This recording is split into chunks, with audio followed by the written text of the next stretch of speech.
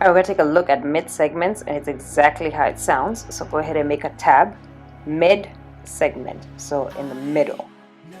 So mid-segments in a triangle is half of the whole segment. So listening check, color in the triangle between in and is.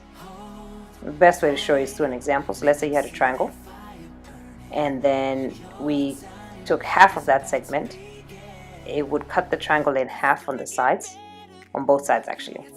So that would be equal to that, and that other side would be equal to that other side. Notice I use different ticks because they're not necessarily equal to each other. So let's say that was 20, then that other one, the mid segment, will be half of that because it is the middle half of the whole segment. So 20 divided by 2 is 10.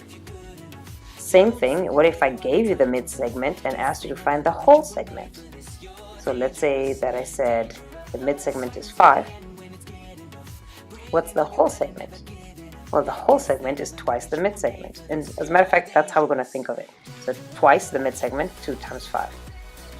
Right? So especially when they give you variables, just think the whole thing is twice the middle.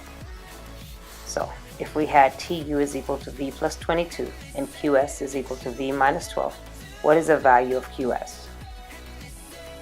So listening check, color in QS equals V minus 12. Okay, so I'm going to have a triangle so I can show you what I'm talking about. So let's label it RST UQ.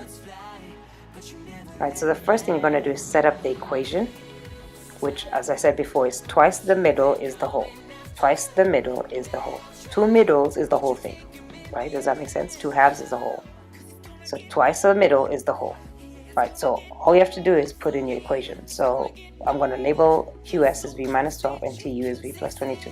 And twice the middle. So twice SQ, which is V minus 12, equals the whole thing, which is V plus 22. Then solve the equation.